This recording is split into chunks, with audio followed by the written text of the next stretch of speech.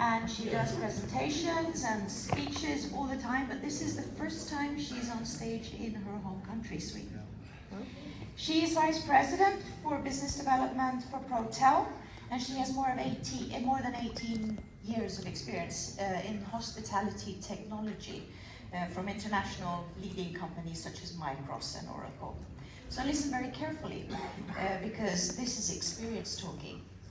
She's going to talk about what's hot and what's useful today in technology. Please welcome Linda Walden.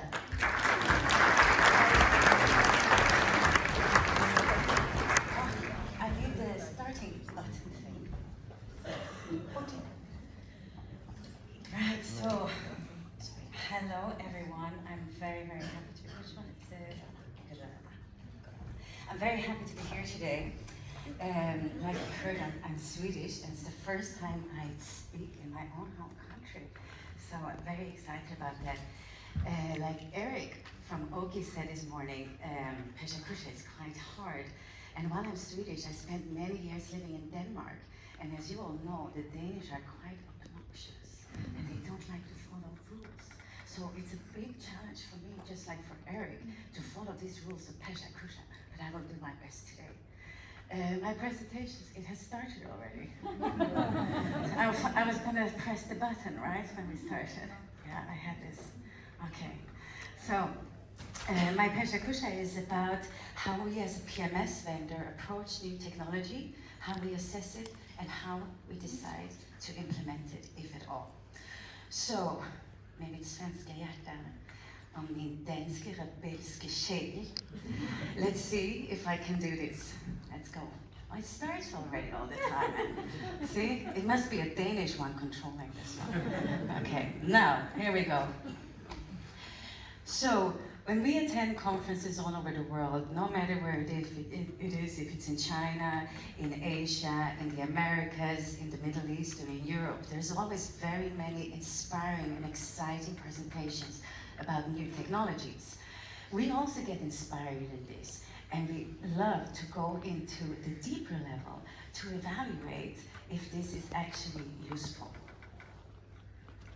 Have we stopped the presentation over here? Yeah, for sure. This is not 20 seconds. Could you relaunch it maybe, please?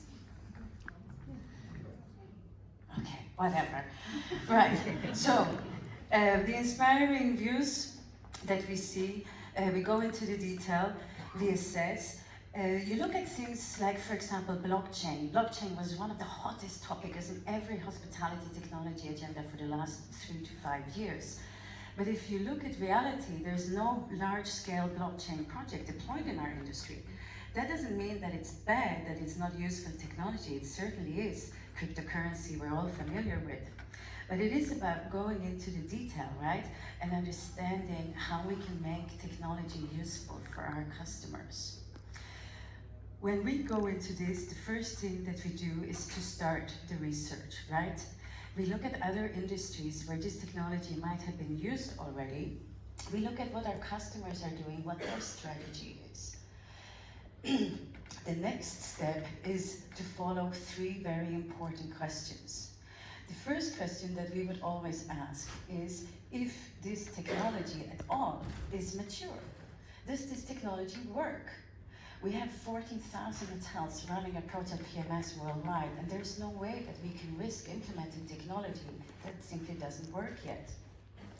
The second question that we would ask is if it is useful. Does it actually solve any problem at all, right? We care about our customers. We want to deploy technology that helps them be more efficient, that helps them make more revenue. If the answer to this question is yes, we will go to the next step, the last question, which is it affordable? Is the cost of this technology affordable for us as a vendor?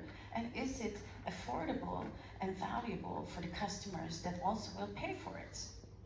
So looking at the use case that we have identified, comparing it with the cost is what will determine if we will proceed with that development project. We're going to look at some examples that are out there of new technology. We're going to start with robots. Robots been around for a long time, many years. Everybody gets very excited, right? There's no technology conference without a little robot running around. There was a little Pepper there. There's some robot delivering towels. There's another robot clearing plates from a table in the restaurant. Is this useful? Is this solving problems? This hotel in Japan was entirely run by robots almost. About 12 months ago, they fired about 100 of their robots because it was just too creepy, right? If you look at this lady, that's a robot. So she was too human, so that was a bit creepy. I don't think I need to comment on the other robots' creepiness, right? From us, robots, very cool, a lot of fun, but not very useful. And if you really think about it, how many customers would enjoy being walked to the room by this? Not yet. Exciting technology, I'm sure it's going to come from our perspective. We're going to leave it a little bit for now. The next technology I want to talk about is facial recognition, and I love it. This is amazing.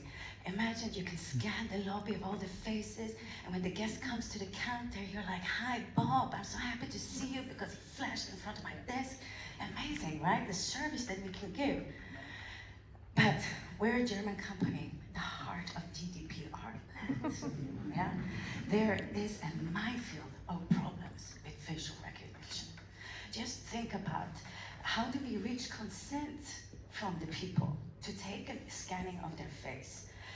Where do we store that image? In which country do we store that image? There are so many challenges still to overcome. Think about kids, right? You're scanning the lobby. What about children? How do children give their consent? The privacy issues, very problematic.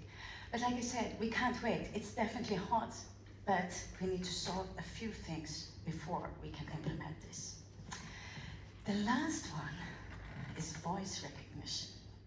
Voice recognition is used already widely in people's homes, right? When there are conferences and in our industry, we always talk about using it for the guest. Should we put an Alexa in the room? Should there be a Google Assistant? All that stuff. Again, let's think about privacy. What do people do in hotels, right? They have affairs, they get married, and they even die, right? There's been a lot of stormy waters of these listening devices, yeah? But we like it a lot, and the technology is quite mature. So we thought, let's forget about the guest for now, and let's think about the employee. Because voice recognition can be used to the advantage of the employee, right? He can interact with his software. If I am a maid, for example, and I'm speaking Polish or Mandarin or whatever, I can speak it through my PMS software. It can translate, and say the room is clean in Mandarin, it translates into English into the software.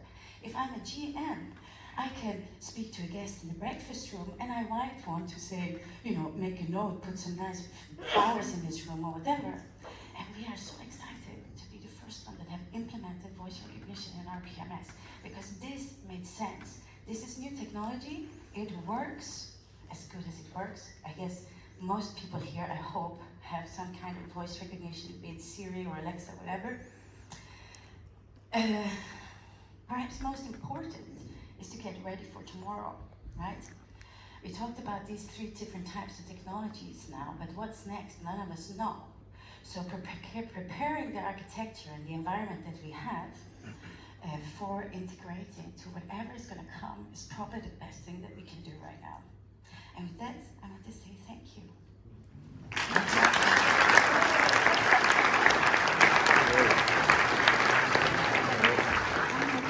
Mange tak, Linda. Ja, det bliver også der. Oh, perfect. I'm going to give this to my boss, because I've been trying to teach the German and Swedish for years already.